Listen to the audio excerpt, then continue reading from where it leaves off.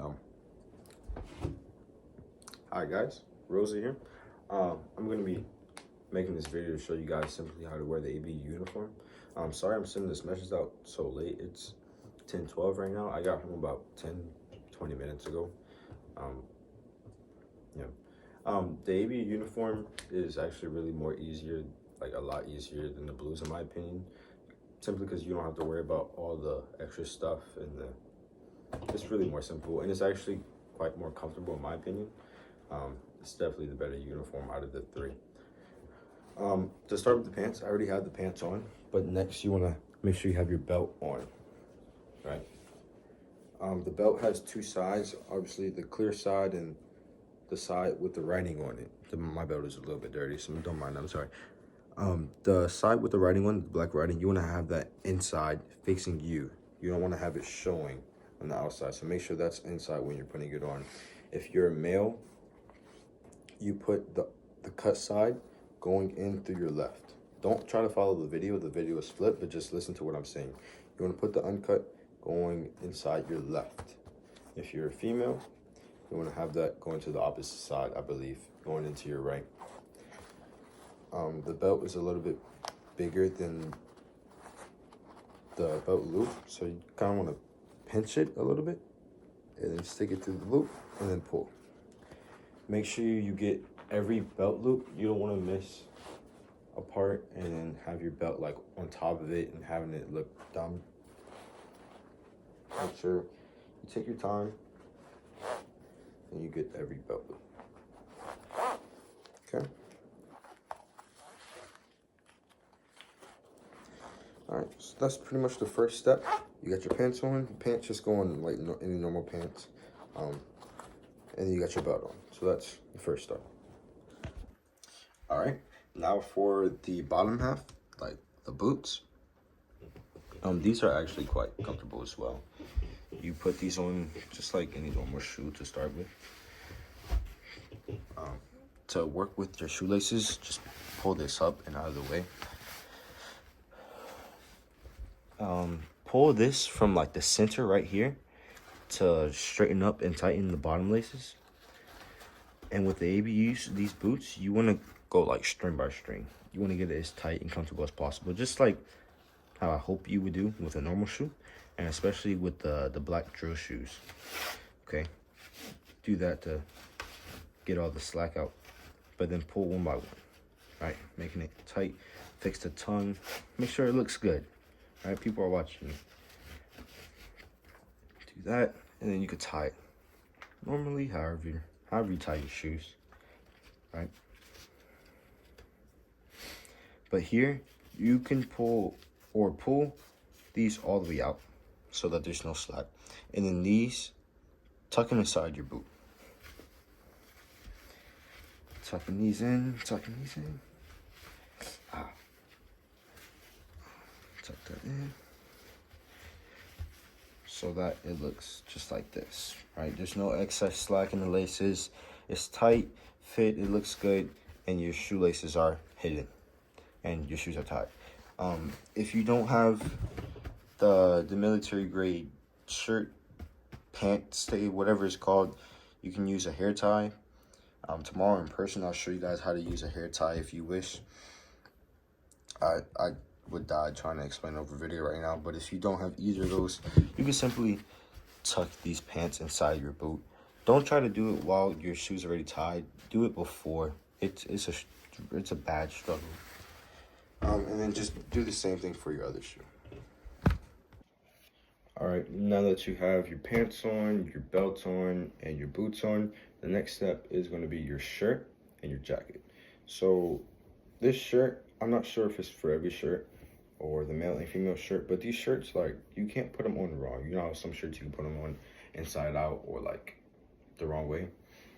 These shirts don't have like no tag on the side, so you can just put it on either like this or like this. It doesn't matter, I think, at least.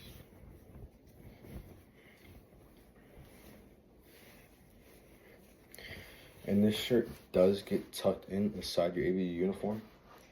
You may want to put your shirt on first or just undo your belt really quickly and tuck it in, however you wish. And then the jacket, Put this on like a normal jacket.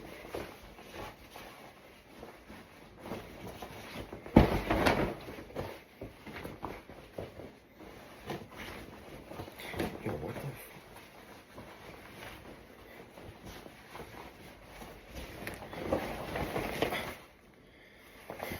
Okay.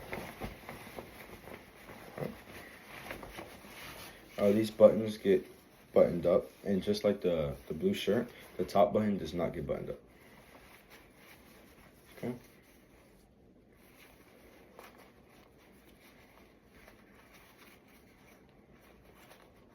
I'm not gonna do all of them for the sake of this video. This video is gonna be like mad long if I do that, but we'll just do that one. For the wrist buttons, I advise you to put it on the second button or the third button. There's like 3 buttons total, one here, here, and here. Put it on the second or third one, whatever feels comfortable to you. I like to do it in the third just because it's tighter. I have a bigger jacket, smaller wrist. It just feels better in the third one. Do that for both. You don't want to have it loose like that. The buttons get buttoned up all the way, except for this top one. Name tag, just have it there if you have it. You don't want to have it like off-centered and put it like there and just slack up top and slack on the side. Just put it right there in the middle, where there's no slack on the side or an upper bottom. Don't worry about if your jacket has the ROTC patch and not the unit patch. It doesn't matter. Sergeant Hula said points will not be taken off if you have one and not the other. This should already be sewed on. Now for your ranks, this is probably the most difficult part about the uniform, and it's not that hard, okay? So just like the blue shirt, you want to have this folded down and ironed, like greased, and that's how you put your ranks on. That's how your ranks are supposed to be viewed, when your jacket is pressed down just like this.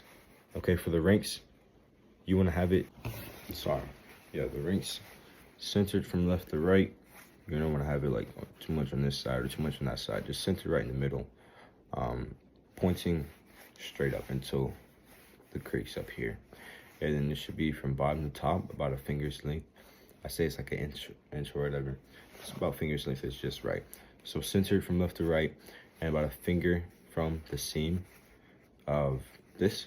And then you want to have it parallel to the ground, of course. So it should be straight. It shouldn't be like up that much or that way too much. Parallel, centered. It's not that hard. And then for the last part of upper gear is the hat. Lastly, for the headgear, you want to have your rank on your hat only if you're an officer. If you're enlisted, you do not wear your rank on your hat. But this is going to be, again, centered from the brim of your hat. So from here to here, centered right in the middle. And then you want to have it about a ½ inch from the seam of your hat right here. So it shouldn't be on or grounded or beneath it of this line right here, but about a ½ inch. And it's centered from left to right. Headgear is to be worn in hat zones only, which is the drill pad at all times, no matter if you're in a flight or not. And then the front in the school, and yeah. Not inside, of course, and not during passing periods, like out by the mobiles or out by the student parking lot. And yeah, if you have any questions, you can go to the thing that Sergeant Hulo posted in Canvas, that Chapter 7 AFI. And you can also search up videos on YouTube. I mean, I'm sure many of you have already, but just make sure you're looking at AFJROTC ABUs, not any other branch, or not BDUs, or not BDUs, I'm sorry, OCPs. OCPs they look like the same thing, but they're a little bit darker, and they have their rank right here, and the rank on the hat, and their name tag in the back of their hat. Just make sure it's ABUs and not OCPs if you're looking at the video. But yeah, guys, hope this helped.